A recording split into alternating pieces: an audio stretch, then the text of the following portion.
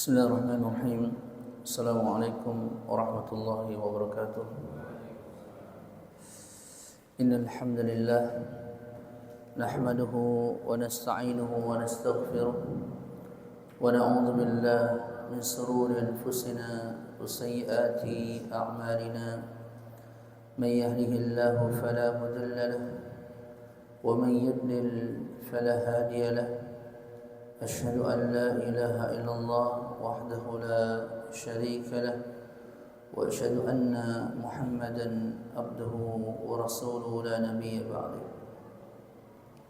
قال الله تعالى في كتابه الكريم: أعوذ بالله من الشيطان الرجيم. يا أيها الذين آمنوا اتقوا الله حق تقاته ولا تموتن إلا وأنتم مسلمون. وقال عز وجل: يا أيها الناس اتقوا ربكم الذي خلقكم من نفس واحدة وخلق منها زوجها وبث منهما رجالا كثيرا ونساء واتقوا الله الذي تساءلون به والأرحام إن الله كان عليكم رقيبا. وقال عز وجل: يا أيها الذين آمنوا اتقوا الله وقولوا قولا سديدا يصلح لكم أعمالكم ويغفر لكم ذنوبكم ومن يطع الله ورسوله فقد فاز فوزا عظيما. أما بعد. Kita masuk pada bab yang baru, yakni bab at-tayammum. Bab tayammum.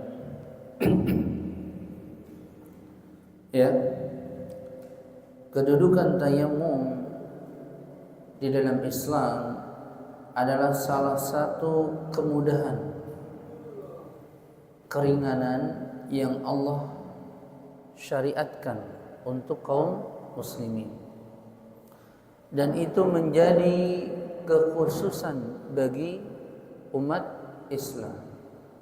Di dalam syariat-syariat sebelumnya tidak didapati tentang tayammum, itu tidak ada. Enggak ada. Hanya pada Islam di antara perkara-perkara yang dikhususkan untuk kaum muslimin adalah tayammum. Adalah tayammum. Contoh yang lain tentang ghanimah. Kalau pada kaum-kaum sebelum Nabi kita tidak ada namanya ghanimah kalau setelah perang. Hartanya ditaruh di tanah lapang, kemudian api turun dari langit, membakar habis hartanya. Tapi hanya dalam syariat Islam,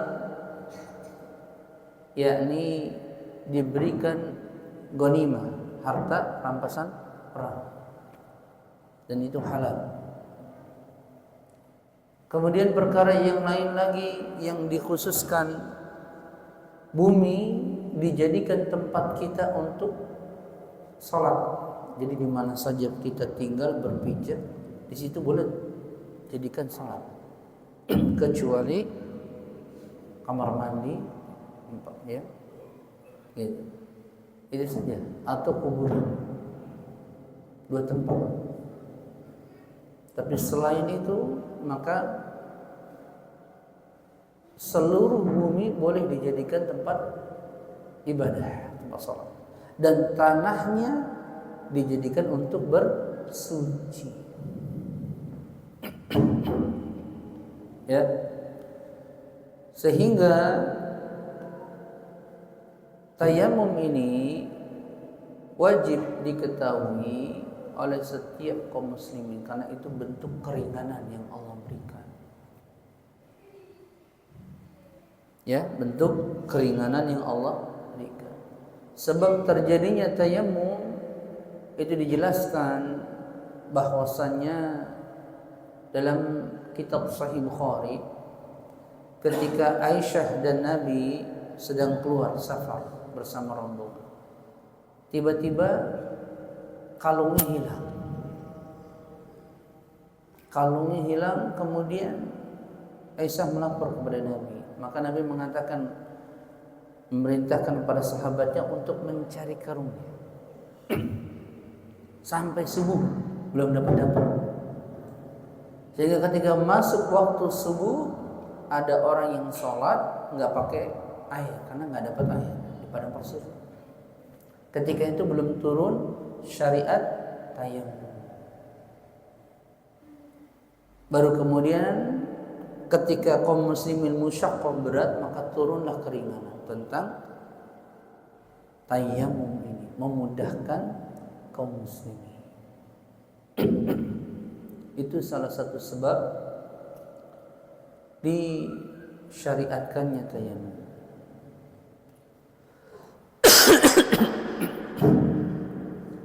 Maka wajib bagi seorang muslim untuk memahami benar-benar bagaimana sih tata cara tayamum ini. Tayamum itu secara bahasa maknanya adalah al-qasdu, menyengaja. Ini diambil dalam kitab Fiqhul Manhaji.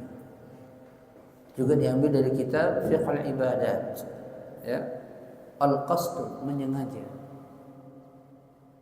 Adapun menurut syariat, menurut istilah agama adalah isalu turabi tuhurin lil wajhi wal yadaini bi niyyatin ala wajhin makhsus, yakni sampainya tanah yang suci ke wajah dan kedua telapak tangan dan kedua tangan dengan niat, ya, menurut cara-cara yang telah disyariatkan, diajarkan oleh Rasulullah sallallahu alaihi wasallam. Dan itu bentuk ibadah. Berarti tayamum itu bentuk ibadah. Jadi tayamum itu sendiri bentuk ibadah. Kalau kita melakukannya mendatangkan pahala. Ya. Jelas ya? Allah berfirman, ini dasar dalilnya yang disyariatkan tentang tayammum, wa in kuntum marda aw ala safarin aw jaa ahadun minkum minal ghaid aw lamastum an-nisa falam tajidu ma'an fatayammamu sa'idan tayyiban famsahu biwujuhikum wa aydiyakum minhu. Itu dalam surah Al-Maidah ayat ke-6. Kata Allah Subhanahu wa taala, wa in kuntum marda, jika engkau dalam keadaan sakit, aw ala safarin, atau dalam keadaan safar, aw jaaha ahadun minkum minal ghaid, atau dari buang air besar, aw lamastumun nisa, atau dari lamastumun nisa. Kalau pendapat mazhab Syafi'i menyentuh wanita. Kalau pendapat ulama jumhur kebanyakan lamastumun nisa jima, hubungan suami istri. Itu tafsir sebagian para ulama. Ya. Gitu. Falam tajidu ma'an, maka kalian tidak mendapati air. Fatayammamu, maka bertayamumlah. Sa'idan tayyiban, dengan tanah yang baik. Gitu. Ini dasar disyariatkannya tayammum. Kemudian hadis Nabi sallallahu alaihi wasallam yang diriwayatkan tadi oleh Imam Muslim, waju'ilat lana al-ardu kulluha masjidan, dan dijadikan bagiku, bagi kaum muslimin, bumi seluruhnya sebagai masjid, tempat ibadah. Ya, jadi salat di mana saja boleh. Ya. Tentu saja maksudnya di sini salat di mana saja boleh. Tentu yang disyariatkan kalau bagi laki-laki adalah di mana azan dikumandangkan, di masjid. Bukan kemudian salat di mana aja, maksudnya masuk waktu salat kemudian salatnya di rumah, ini salah. Itu lain lagi nanti. Maksudnya jika dalam keadaan dia tidak dapat di tempat ibadah di masjid, maka bumi boleh dijadikan tempat ibadah. Begitu. Ya. Gitu. Waju'ilat turbatuha lana tahuran, dan dijadikan tanahnya untuk bersuci. Ya, idza lam najidil ma, jika ia tidak mendapati air. Paham ini? Baru mulai masuk pembahasan berikutnya, asbabu at-tayammum, sebab-sebab terjadinya tayammum. Ini mulai dirincikan, ya. Atau syarat-syaratnya yang dia diharuskan sehingga dia melakukan tayammum. Gitu. Ingat ya, antara wudu dengan tayammum itu terkait. Jadi nggak boleh orang beribadah dengan tayammum kecuali ada sebab-sebabnya. Karena dia bukan yang pokok. Yang pokok itu berwudu dengan air. Nah, misalnya orang, saya lagi malas mau pakai air tayammum aja, nggak sah. Nggak begitu cara penerapannya, ya. Ada aturan kalau pada mazhab Syafi'i. Yang pertama adalah tidak didapati air, nggak ada air. Ya ini benar-benar kita lihat nggak ada air. Misalnya pumpnya mati, torannya kosong atau habis, ya, tidak didapati air, begitu. Ya, tidak didapati air ini ada beberapa kondisi, gitu. Secara hissiyah realitanya nggak ada air, atau hukman secara hukum nggak bisa pakai air. Ternyata ada air misalnya jauh, ternyata ada air dijual harganya mahal. Air minum buat minum, jangan. Kecuali air minumnya 1 drum, ya apa, gitu. Atau dia dapati air cukupnya buat minum doang, buat menghilangkan najis misalnya, tapi buat wudu nggak cukup. Jadi kondisi tidak didapati air ini beberapa macam, beberapa hal. Ya, yang pertama secara hissiyah tidak ada air sama sekali. Yang kedua secara hukum, yakni ada air tapi sedikit, hanya digunakan misalnya habis buang air besar doang, buat cebok doang, gitu. Selebihnya nggak bisa. Maka didahulukan yang menghilangkan najis. Atau airnya jauh, gitu. Atau ada air tapi di satu tempat yang lagi terjadi peperangan. Mau ke sono perang, nyawa nggak bisa. Maka yang seperti ini maka dibolehkan baginya untuk tayammum. Sebab yang pertama, ya. Sebab yang kedua kalau pada mazhab Syafi'i adalah dia mencari air dari 4 arah, dia tidak dapati air. Kurang lebih sekitar 5 atau 6 kilometer. Itu ukuran pada mazhab Syafi'i, ya. Kurang lebih 6 atau 5 atau 6 kilo. Tidak didapati. Enggak dapat. Atau ternyata dapat, harganya mahal. Enggak boleh, apa dia enggak mau beli, mahal. Enggak jadi, udah tayammum aja enggak apa-apa. Gitu.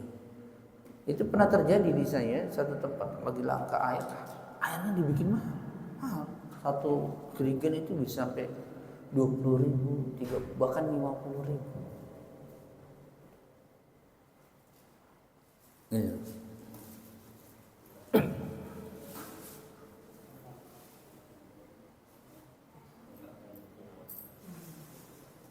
Ya.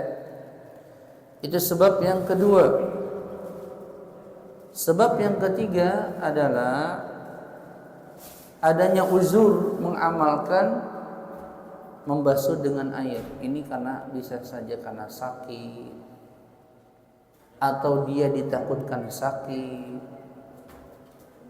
Ada air tapi kondisinya lagi sakit, atau dia takutkan nanti kalau kena air sembuhnya makin lama atau ditakutkan nanti kena sakit, maka yang seperti ini juga boleh dia tayamum.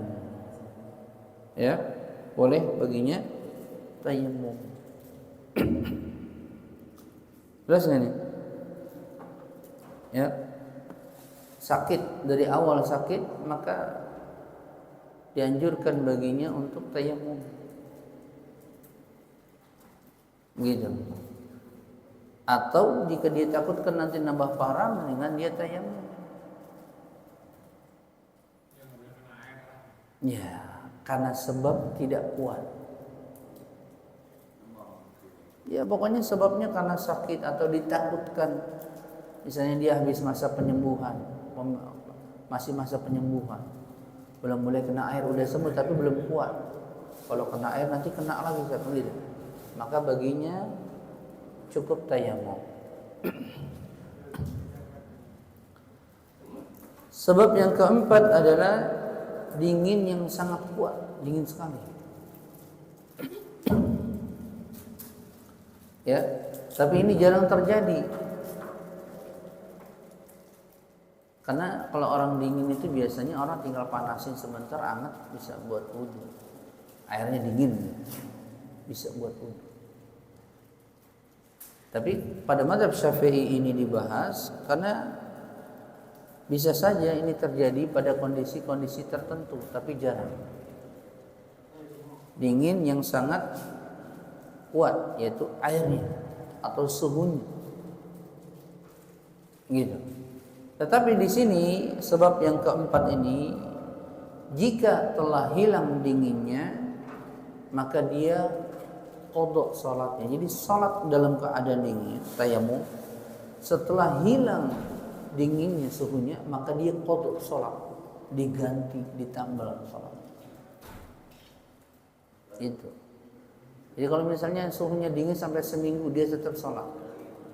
Ya, dia tetap sholat.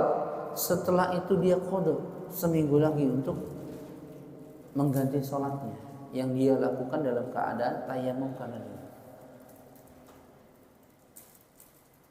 Jadi di rumah sakit juga qadha juga kalau sakit. Ya kalau orang sakit ya qadha.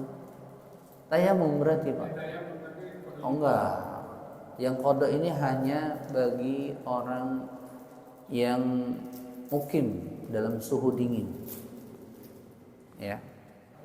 Tapi bagi yang safar tidak ada qadhanya. Ini pada mazhab Syafi'i. Ya, bagi yang safar maksudnya berpergian. Maka tidak perlu qadha. Gitu, ya. Kemudian juga syarat yang berikutnya adalah masuk waktu sholat. Jadi kalau pada mazhab Syafi'i disyaratkan orang tayamum kalau sudah masuk waktu sholat. Ya ini contoh misalnya masuk waktu sholat isya. Jadi sebelum masuk waktu sholat isya nggak ada tayamum, nggak boleh. Nunggu masuk waktu sholat dulu, baru dia mencari air nggak dapat, baru tayamum begitu. Tapi sebagian ulama berpendapat tidak disyaratkan demikian. Tidak disyaratkan harus masuk waktu sholat. Nggak mesti. Karena dalam ibadah bukan hanya sholat saja, orang baca Quran, orang tawa, ya kan? Orang berzikir, itu dianjurkan untuk bersuci, begitu. Tapi ini pendapat daripada mazhab Syafi'i. Begitu. Ya. Kemudian tadi yang kedua, mencari air dulu. Setelah masuk waktu sholat dia cari air. Dari 5 atau 6 kilo, 4 arah dia cari. Gitu. Kemudian yang ketiga yang disyaratkan tayamum dengan tanah, debu, tanah. Kalau pada mazhab Syafi'i dia nggak boleh pakai kerikil atau batu yang bening gitu, gitu ya. Ini pada mazhab Syafi'i, gitu. Dia agak rinci, dia nggak boleh batu-batu kecil, kerikil, kecuali mungkin ada debu-debunya. Begitu. Hanya murni tanah. Tapi kalau mazhab yang lain boleh dipakai segala sesuatu yang ada di atas permukaan bumi. Termasuk di pesawat juga boleh, di mobil juga boleh. Karena ada debu di setiap itu. Begitu. Tapi mazhab Syafi'i harus tanah tok. Enggak boleh yang lain. Yang tentu saja yang harus benar-benar ada tanahnya, debunya nampak gitu. Terus kalau dirawat di rumah sakit itu gimana? Nggak bisa turun dari tempat tidur. Sementara yang nungguin nggak ada. Dia pakai tembok nggak apa-apa. Nggak apa-apa. Nggak ada masalah, Pak. Ini kan kalau kita membahas suatu hukum dari sisi pendapat para ulama, ya, maka pendapat yang benar boleh baginya menggunakan di atas permukaan bumi, mau di kasur kayak, apalagi di rumah sakit orang nggak mungkin turun kan lagi sakit, begitu Pak. Ya. Kemudian sudah harus hilang dulu najisnya. Jadi orang tayamum itu kalau najisnya belum hilang ya nggak boleh. Hilangin dulu najisnya. Kalau dia habis buang air besar, kencing ya dibersihkan dulu. Begitu. Hilangkan dulu najisnya. Ya. Jelas nggak nih? Kemudian rukun tayamum. Rukun tayamum itu ada 4 kalau pada mazhab Syafi'i. Yang pertama niat. Ini selalu di awal niat. Niat itu kita sudah bahas letaknya di hati. Ya. Letaknya di hati. Ya. Nawaitu al-istibahati as-shalah. Sengaja saya berniat tayamum untuk membolehkan kita salat. Begitu. Salah satu bentuk niatnya yang diajarkan pada mazhab Syafi'i. Yang kedua yakni mengusap wajah dan kedua tangan sampai ke siku-siku. Ini pada mazhab Syafi'i.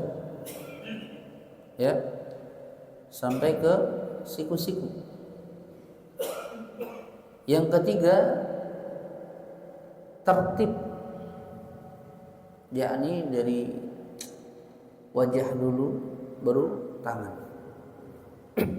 Ya. Tertib. Jadi kalau dihitung-hitung ada 4. Niat, muka, tangan sampai siku-siku baru tertib.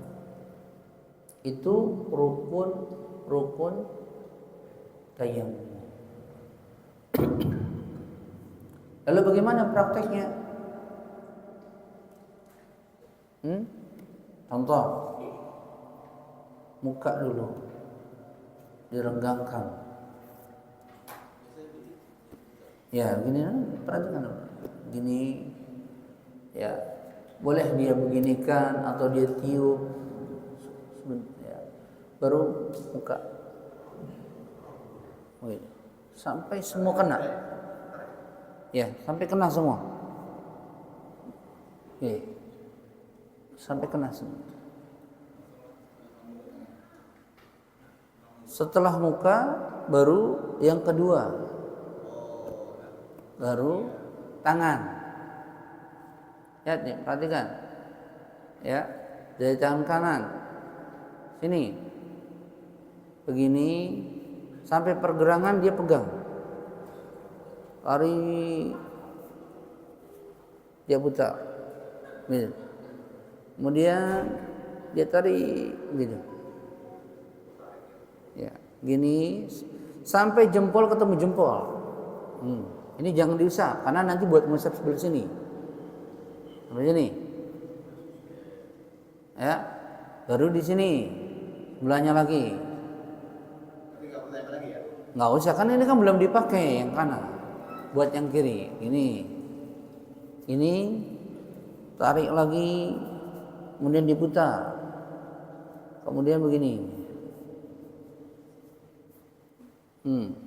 Baru kalau pada mazhab Syafi'i ditambahin lagi. Selesai. Cuma sekali. Iya, sekali doang. Itu mazhab Syafi'i. Enggak ada. Yang namanya tayamum tuh, tetapi perhatikan pendapat yang kuat bahwasannya membasuh itu hanya sampai telapak tangan doang, nggak sampai siku. Karena hadis yang dipakai untuk siku-siku, hadis itu diriwayatkan oleh Al-Imam At-Tabrani, tapi sanadnya lemah. Sehingga kebanyakan ulama memakai hadis yang diriwayatkan oleh Bukhari, Muslim, jadi Ammar bin Yasir. Begini, sampai tangan doang. Jadi begini, ya begini. Sudah.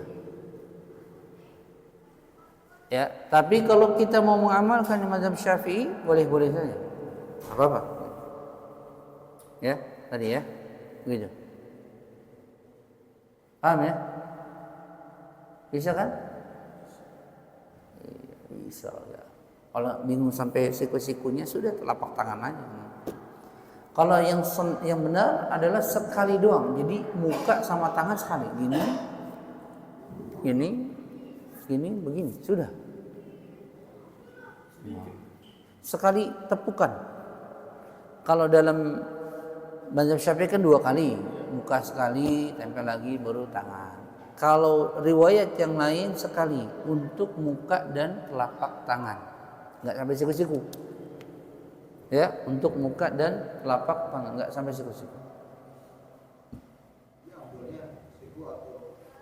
Sesuai dalil, afdal yang lebih benar tentu yang sampai telapak tangan saja. Tapi kalau tadi Anda bilang, karena ini masalah khilafiyah, masalah perselisihan para ulama dalam masalah fikih. Kalau ada yang sampai siku-siku nggak ada masalah, jangan dilarang. Cuman aneh ngasih tahu, nih riwayatnya begini, nih riwayatnya begini, mana yang benar nih? Nih telapak tangan. Kalau saya mau pakai siku-siku, silahkan. Gitu. Tapi tadi caranya siku-siku ya. Ini apa? Ini. Gitu. Ya. Itu adalah rukun tayammum, yaitu tata caranya.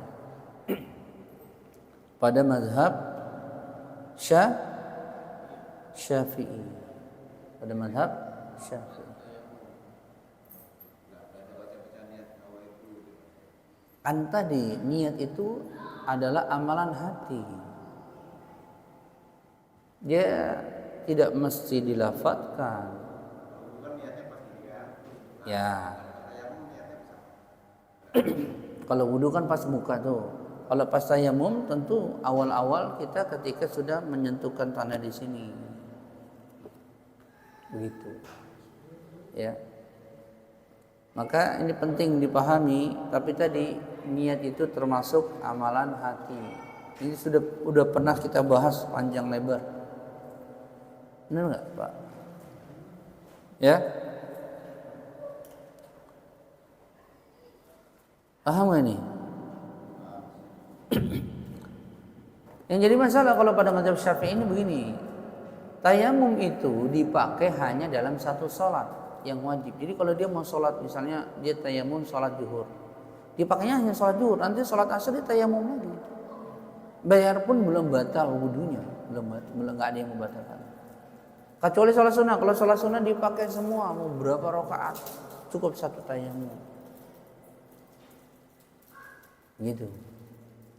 Jadi kalau orang tayamum, dia mau sholat maghrib, maka sampai isya dia tayamum lagi, masuk waktu isya. Kalau belum mendapati air, kecuali sholat sunnah itu tidak dibatasi. Gitu. Ya, dan itu amalan dasar hukumnya dari perkataan Abdullah bin Umar. Bahwasanya Abdullah bin Umar kalau untuk tayamum sholat 5 waktu selalu berwudu lagi, bertayamum setiap masuk waktu sholat. Ya, paham ini?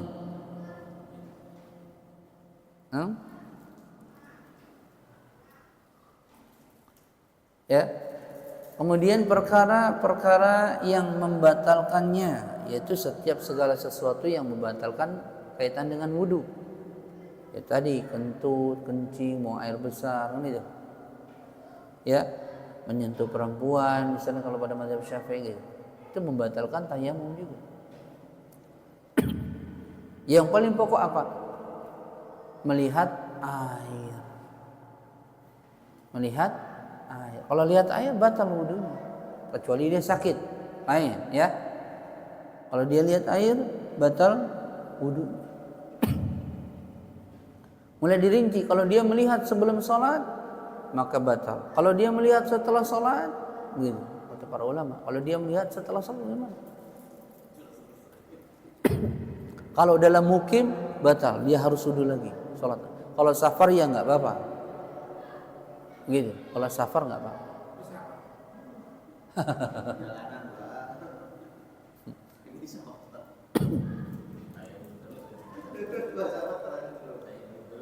Atau membatalkan tayamum ya, sembuh dari penyakit, sehat lagi, yang udah nggak ada alasan dia tayamum, udah sehat, maka wajib pakai air, wajib pakai.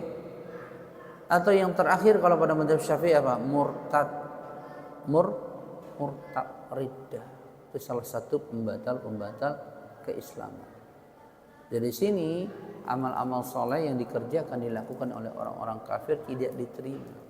Karena tidak dibangun di atas keimanan kepada Allah. Biarpun misalnya puasa, gitu nggak bisa. Ada pertanyaan? Ini saya ringkasin aja nih, yang biar nggak pusing-pusing, ngarangnya pusing nanti. Kira-kira kesimpulannya apa, Pak Jala?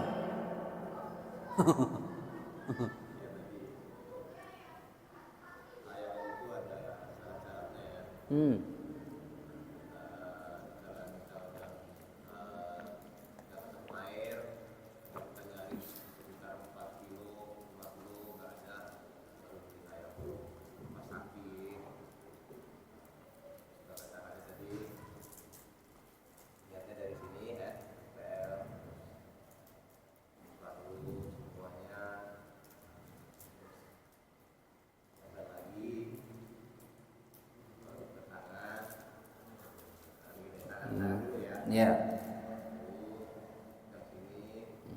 Tarik. Putar. Jempol terus. Ya. Tapi ini jangan kena. Ininya jangan kena karena buat dipakai sebelahnya. Hanya sampai jempol. Ini ini ya. Ininya jangan kena, karena kan mau dipakai buat yang di sini. Baru nanti begini.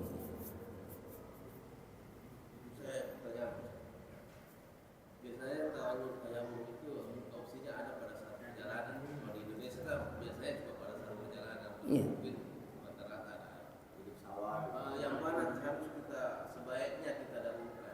Misalnya kita di pesawat tiba di tujuan mungkin belum habis waktu, misalnya saat dulu masih ada. Sementara di pesawat kita di atas pesawat waktu dulu sudah masuk. Apakah kita dahulukan tayamum untuk sholat di pesawat atau kita tunda sampai pesawatnya sampai? Kalau orang safar kan ada beberapa keringanan, ada jamak, ada kosong, itu juga dipakai. Kalau kaitan dengan tayamum untuk tata cara berwudunya, kalau kita nggak bisa gunakan air atau air sediaan, misalnya di pesawat antrian toiletnya penuh, kelas ekonomi, ya kan? Benar nggak? Maka tayamum bisa 3 jam nungguin, tayamum nggak ada masalah tuh. Kalau pesawat kan nggak tempelin aja tuh. Nah baru nanti kalau kita jamak berarti misalnya sholat zuhur dulu, setelah itu asar tayamum lagi begitu. Aman. Tapi digabung dalam satu waktu. Gitu teknisnya Pak. Kalau perjalanan jauh, kayak ke Jepang gitu, kan waktunya bisa panjang gitu kan. Bisa keburu sholat zuhur sama asar. Ya di jamak, di pesawat. Iya lah. Masa kita mau berhenti dulu Pak? Bisa dikodo ya. Nggak ada kodo itu kalau sudah lewat Pak Jalal. Belum Maret nih. Bulasan bisa dikodo nggak? Nggak bisa. Ya sholatnya di jamak qashar. Kodo itu kalau kita terlewat tanpa kita sengaja. Mana ada orang terlewat sengaja, nggak boleh, itu dosa. Melalaikan waktu. Kodo itu sebetulnya kalau orang itu karena sakit, berbulan-bulan dia pingsan misalnya, seminggu nggak bangun-bangun, maka kodo bangunnya. Sholatnya pas bangun. Tapi kalau dia menyengaja meninggalkan sholat, bisa murtad itu, bisa keluar. Kalau dia tinggalkan keseluruhan. Jadi kalau masih bolong-bolong masih mending lah. Gitu. Kalau dia benar lupa karena keasikan melakukan sesuatu yang Ya itu namanya lalai. Itu dosa besar. Iya. Nggak bisa. Nanti kalau pakai hukum kodo begitu, nggak apa-apa lewat aja, ada kodo ini. Itu jadi meremehkan. Ini nggak boleh. kalau yang benar lupa tak maksudnya. Itu mau lain, kalau benar-benar lupa mah tidak berdosa baginya. Kalau lupa setiap hari main catur bisa.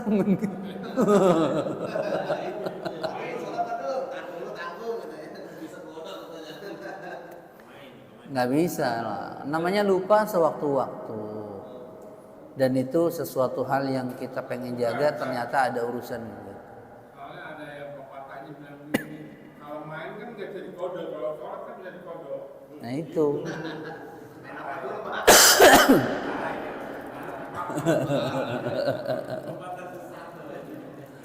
Jadi kaitan dengan qada itu kalau orang terlewat karena lupa, karena kesibukan yang dia benar-benar ini. Tapi kalau dia melalaikan ini dosa besar. Gitu. Jadi bukannya orang lagi safar di pesawat nanti aja pas turun di qada, nggak begitu cara mengamalkannya. Ya sholatlah pada waktunya, tinggal di jamak sama di qashar. Kan gitu. Karena kita safar, jamak sama qashar, nggak punya air, tayamum. Jadi tidak ada alasan dia qada di situ sebetulnya. Jadi Islam itu tidak mempersulit. Ya tapi jangan menggampang-gampangkan itu tadi. Ntar gampang-gampang, udah qada aja gampang, nggak bisa begitu. Itu dosa. Di mobil berarti sholat.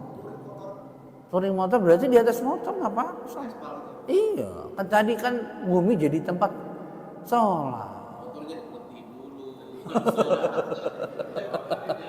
Jangan lagi naik motor sholat. Hah?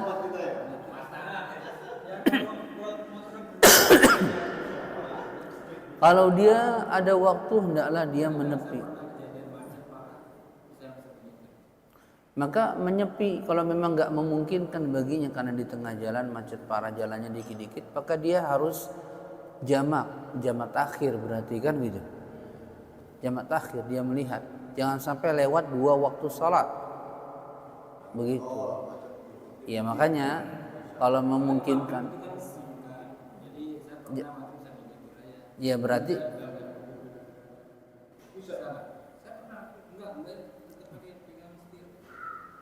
Gimana kan kesannya harus kayak gini walaupun ini ya. makanya tadi saya bilang kalau kita terlambat karena macet waktu maghrib ke isya, lebih bagusnya kita jamannya jamak takhir, yaitu sholat maghrib pada waktu isya. Karena waktu isyanya panjang, kecuali macetnya bisa kita prediksi, ini sampai pagi nih, kayak lagi itu di puncak ya kan, nah, itu lain kondisinya, kan gitu. Karena orang ibadah itu dibangun di atas ketenangan, kekhusyuan. Jadi kalau buru-buru juga jadi kesannya jadi kayak cuma menunaikan aja. Jangan. Tapi ibadah itu dibangun atas ketundukan, rasa cinta kita kepada Allah, rasa kepatuhan kita yang sempurna begitu. Maka kita akan hati-hati mau ibadah, bukan asal-asalan. Udah, salat aja lah 5 detik. Assalamualaikum. Ya, nggak begitu ya. Ini tadi saya bilang dalam Islam itu mudah, tapi jangan dimudah-mudahkan. Mudah Islam itu ya, tapi jangan dimudah-mudahkan.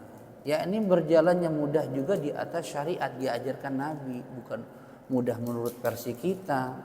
Kan gitu. Kalau versi kita ya maunya yang gampang-gampang aja. Kan gitu. Jadi kemudahan juga dibangun di atas syariat. Dan itu yang perlu kita pahami. Ya.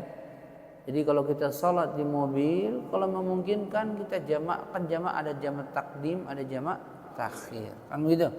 Kalau dia dalam keadaan tidak safar, maka dia jamak. Gitu. Maka cukup dia sholat waktu isya. Biarpun sampainya jam 10, kan gitu. Ya kan? Maghrib dulu baru isya, maghrib 3 rakaat, isya 4 rakaat. Karena dia bukan safar. Kalau safar baru ada qasar. Gitu. Simple sebetulnya. Ya, tapi kita dalam ibadah hendaklah dibangun di atas tadi ketundukan, kekhusyuan kita. Begitu, rasa cinta kita kepada, rasa takut, rasa harap. Bukan ibadah salah-salah. Ya, kayak ibadah orang salat misalnya cuma 3 menit, Allah sami Allah Allah Allah ya itu. Ada Ustaz di sini. Hah? Ada salat yang 1 menit setengah. Salat sunnah. Nggak boleh, Pak. Ada 1 salat. Ya, karena ibadah itu tadi dibangun di atas ketundukan, kepatuhan kita, rasa cinta, rasa harap kita kepada Allah. Nggak bisa dibangun itu kalau orang sholatnya cepat, nggak bisa. Bagaimana dia mau menikmati kekhusyuan? Allah dia rukuknya subhana rabbiyal a'la, subhana rabbiyal a'la. Baca bagaimana? Itu kalau tarawih suka pada kayak gitu. Nggak boleh. Itu imamnya berarti nggak ngerti berarti. Iya, berarti nggak tahu tumak nina. Tumak nina rukun sholat.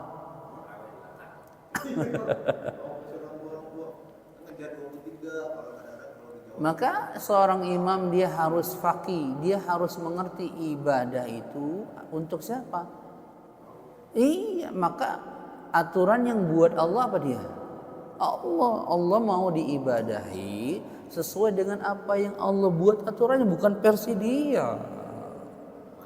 Jadi kalau orang sholat tarawih misalnya nih mengharapkan kesenangan jamaah, itu salah. Jamaah pengennya mah cepat semua. Salah begitu. Nggak boleh gimana? Banyak rakaat yang begitu cepat atau 11 rakaat bacanya banyak-banyak pelan cuma. Lebih bagusan yang 11 yang dia tumak nina. Tapi nggak usah terlalu panjang. Seperti di JGC lah yang saya biasa lakukan tiap tahun. Itu nggak terlalu panjang. Gitu. Tapi kan itu kembali kepada jamaah. Kalau kaitan dengan 23 sama 11, yang penting sholatnya tumanina, itu yang dipentingkan. Biasanya kalau sholat 23 itu ayat-ayatnya sudah dipatok, al-hakumut takasur, gitu loh. Wal asri al-humaza sudah disetting. Cuman kadang-kadang orang bacanya tuh cepat. Itu yang nggak boleh. Harusnya dia baca alhaqumut takatsur hatta zurtumul maqabir. Karena kan cuma beberapa ayat. Jangan alhaqumut takatsur hatta zurtumul maqabir kala sawfa ta'lamuna summa kalau bacanya begitu. Ya iya, akhirnya kan tidak menimbulkan rasa khusyuk. Kalau kita mudik kita nih di kampung cuma majelis itu aja nih, yang ngadain itu doang nih. Kita imamnya kayak gitu, kita sikapnya gimana? Kalau sudah membatalkan tumak ninanya, maka jangan ikut di belakangnya. Apalagi sholat tarawih itu kan hukumnya sunnah. Kita mau nangkorkan sama kita gitu kan?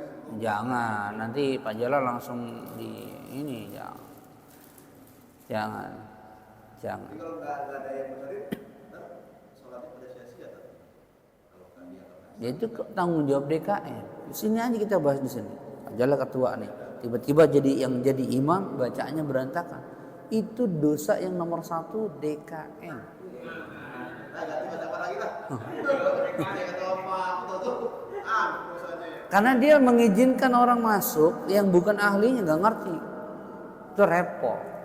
Karena itu kaitan dengan agama. Makanya orang yang jadi DKM Minimalnya dia mengerti tentang terkait seputar bagaimana memakmurkan masjid. Dia tahu, terutama pengimaman. Kan begitu, bukan main asal tunjuk-tunjuk aja, imam pak. Ya nggak bisa begitu. Nah kalau orang sholatnya cepat bagaimana? Kalau dia sholat sendiri sih mungkin bagi dia urusan dia dengan Allah kan gitu. Tapi ketika berjamaah itu banyak orang yang ngikut. Maka bacaan bagusnya itu tartil. Makanya Nabi itu contoh nih orang zikir, subhanallah, bisa lah kan? Subhanallah. Kira-kira bisa menghadirkan nggak zikirnya? Khusyuk nggak? Nggak bisa. Subhanallah. Apa begitu? Tapi kalau dia baca dengan lafaz yang sempurna, dia dengan ta'zim subhanallah. Makanya Nabi cuma zikir berapa? 33 kali, nggak banyak karena bacanya begitu. Dan kita di 33 kali dibikin 1 detik. Alhamdulillah begitu. Sehingga zikir kita tidak menambah kekhusyuan, kenikmatan ibadah. Subhanallah apa maknanya? Maha suci Allah. Apa maksudnya? Kita menjauhkan, yaitu Allah, yaitu kita menjauhkan sifat-sifat Allah yang buruk, yang kurang, itu tidak layak bagi Allah. Kita harus ingkari, kita jauhkan. Allah Maha sempurna. Gitu. Jadi kalau orang baca dengan subhanallah,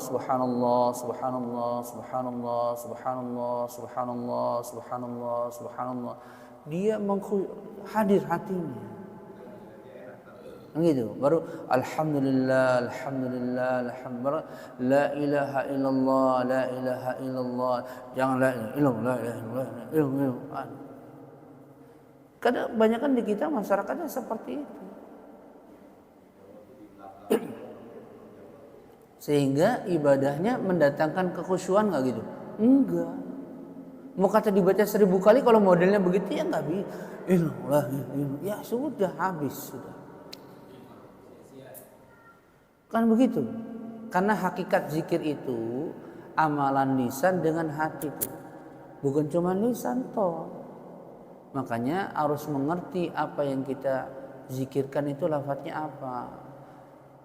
La ilaha illallah apa maknanya? Tidak ada Tuhan selain Allah. Maksudnya tidak ada sesuatu pun yang diibadahi dengan benar kecuali hanya Allah. Hanya Allah lah tempat kita beribadah. Hanya Allah satu-satunya yang kita ibadah. Begitu.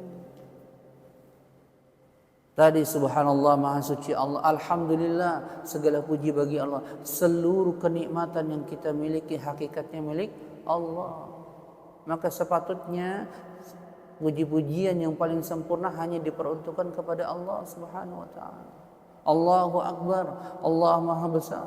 Tidak ada sesuatu pun makhluk yang lebih besar daripada Allah. Enggak ada makhluk yang lebih besar daripada, enggak ada. Semuanya kecil di hadapan Allah. La haula wala quwata illa billah. Lafaz apa zikir? Tidak ada daya dan kekuatan kecuali hanya dengan kekuatan Allah. Jadi kalau orang baca itu dengan menghayati maknanya, maka akan menimbulkan kekhusyuan, nambah keimanan. La haula wala quwata illa billah. La haula wala quwata illa begitu. Istighfar misalnya, saya memohon ampun kepada Allah. Astaghfirullah. Menghadirkan hati. Jangan astagfirullah. Ya, begitu mah bagaimana orang bisa menambah? Itu kesalahan yang terjadi pada kita kaum muslimin dalam berzikir. Sehingga akibatnya tidak berbekas zikirnya. Tidak menambah keimanan dia di sisi Allah. Padahal sudah zikir gitu. 1000 kali, 2000 kali gitu. Tapi cara zikirnya seperti itu. Begitu. Makanya dalam zikir Nabi itu nggak pernah zikir paling banyak berapa? 100. Zikir pagi petang 100 kali. Nggak pernah lebih dari 100. Karena dia tadi zikirnya dengan astagfirullah. Begitu. Itu aja udah lama loh. Ya kan? Kalau bacanya astagfirullah. Ya, kalau begitu mas 1000 kali juga oke aja. Tapi nggak ada faedahnya. Tidak mendatangkan kita rasa taubat, rasa butuh kita kepada Allah. Itu yang jarang didapati oleh kaum muslimin. Kalau pengajian majelis zikir ramai, tapi cara zikir seperti itu. Akibatnya akhirnya ketawa-ketawa. Waktu sholat bukan sholat, pada pulang. Gitu. Habis zikir mau zikir kan itu. Habis sholat, yang waktu sholat nggak ada yang sholat.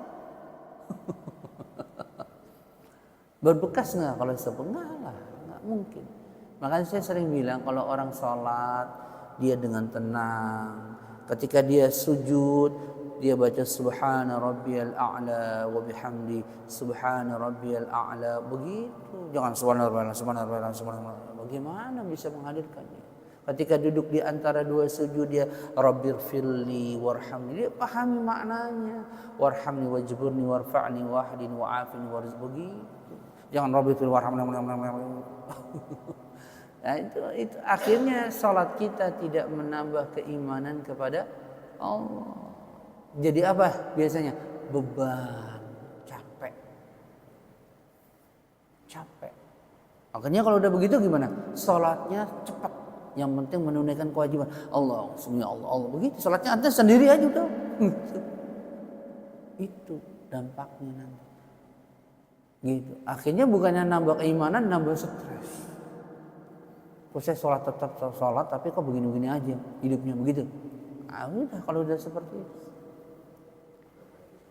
Ya, makanya tadi hendaklah orang itu kalau menjadi imam dia tuh makninah, dia bacaannya tenang, begitu. Baru dibiasakan dulu begitu. Biasakan zikir tadi, biasakan dulu zikir, begitu. Nanti akan menimbulkan rasa nikmat. Jadi kita ibadahnya tuh zikirnya nikmat enak. Begitu. Tengah malam kita berzikir la ilaha illallah, la ilaha illallah, la ilaha illallah, la ilaha illallah. Ada baca subhanallah walhamdulillah wa la ilaha illallah wallahu akbar. Subhanallah walhamdulillah, begitu bacaan. Maka nikmat. Lihat maknanya sambil menghayati, begitu orang ibadah tuh seperti itu, Pak.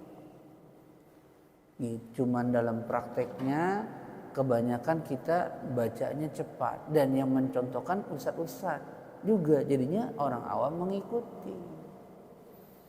Karena ustadznya juga begitu. Itu jadi masalah.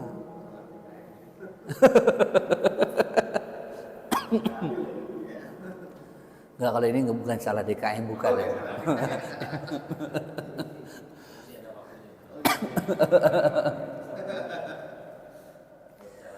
Jadi kalau kita berzikir, kita sholat, cari yang bisa mendatangkan kenikmatan dalam ibadah, mendatangkan kekhusyuan. Begitu kalau orang beribadah, bukan buru-buru cepat selesai. Makanya Nabi itu kalau habis sholat cuman astaghfirullah, Allahumma antas salam wa minkas salam tabarakta ya dzal jalali wal ikram, baru subhanallah. Itu. Tapi banyak begitu. Subhan 33 kali, alhamdulillah 33 kali, Allahu akbar 33 kali, tutup la ilaha illallah wahdahu, begitu. Selesai, sudah langsung pergi. Ada urusan. Begitu Nabi. Kenapa? Karena cara ibadahnya begitu. Kalau kita baca istighfar sampai 1000 kali, tapi bacanya cepat. La ilaha illallah juga cepat. Ya. Baca subhanallah apalagi? Subhanallah. Ilahi rabbi anta maulana subhanallah. Alhamdulillah. Begitu. Jadinya tidak menghadirkan rasa nikmat dalam beribadah. Ya Allah, udah pasti. Biasanya tadi kan saya bilang kalau sudah seperti itu nanti timbul bosan, jenuh, capek ibadah. Begitu deh, yakin. Biasanya kalau begitu nanti udah nggak ada zikirnya, langsung pergi keluar. Ya langsung begitu. Makanya cara ibadah kepada Allah itu dirubah, jangan terburu-buru, cepat-cepat. Apalagi tadi tarawih, ya jangan.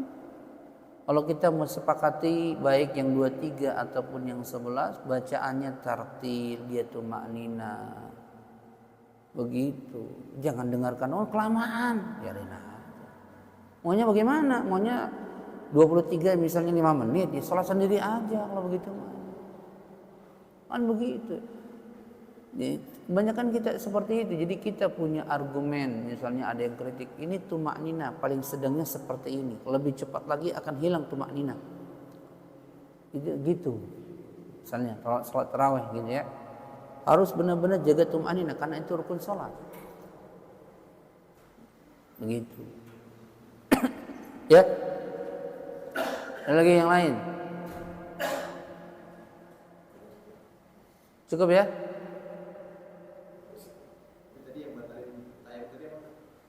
Termasuk pembatal-pembatal wudhu sama. Adanya air, yaitu dia dapati air, ya, atau hilang dari dia sembuh dari sakitnya.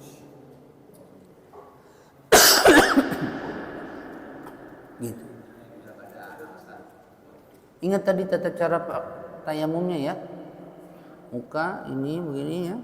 Nah tuh, ini gitu ya, baru begini, kemudian ini baru begini, gitu, simpel kan, udah. Tapi tentu lihat, perhatikan lagi, ini tidak diamalkan serampangan. Tadi kan ada syarat-syaratnya ketika mau melakukan tayamum. Bukan semau kita ya, kalau saya lagi bosan pakai air, tayamum dulu, ya nggak bisa begitu, nggak bisa begitu. Ya pokoknya ada. Iya kalau air kotor ya nggak mungkin lah air najis. Ya tapi pokoknya tadi syarat-syaratnya terpenuhi dulu. Misalnya masuk waktu sholat, kemudian tidak didapati air, begitu ya. Dia dalam keadaan sakit, begitu. Ya, gitu dulu. Masuk itu dulu. Intinya tayamum itu berlaku dengan syarat-syarat tertentu, bukan serampangan. Ya, bukan semau kita, gitu. Ya, bukan serampangan. Ini harus diperhatikan. Jadi jangan menggampangkan, nggak apa-apa tayamum, padahal nggak ada alasan yang syar'i. Dia nggak sakit, air juga ada mungkin, jalan berapa, 1 meter, 2 meter, 10 meter juga udah banyak air gitu kan. Nah ini nggak boleh, tentu tidak sah kalau seperti itu. Iya kan, karena dia hakikatnya adalah keringanan. Kan keringanan yang Allah berikan kepada kaum muslimin tidak diberikan kepada yang lain. Terutama biasanya ini berlaku pada orang-orang yang ada di rumah sakit. Begitu. Ya tentu saja kalau dia dalam keadaan sadar, kalau koma ya nggak bisa. Misalnya lagi di ICU gitu kan, ya nggak bisa. Dalam keadaan sadar baru diingatkan, dia tayamum, kalau pakai air ke toilet aja kan susah, ya kan? Maka cukup dia tayamum, karena musaqqaf berat. Diajarin aja, simpel. Ya, kita sambung lagi insyaallah. Ya, baru masuk mulai pada bab sholat, ini bab yang penting banget. Ya. Ya, pokoknya masuk bab salat baru mulai tes bacaan. Ya. Ya. Kita tutup dengan kafaratul majlis. Subhanaka Allahumma wa bihamdika asyhadu an la ilaha illa anta astaghfiruka wa atubu ilaik. Wassalamualaikum warahmatullahi wabarakatuh.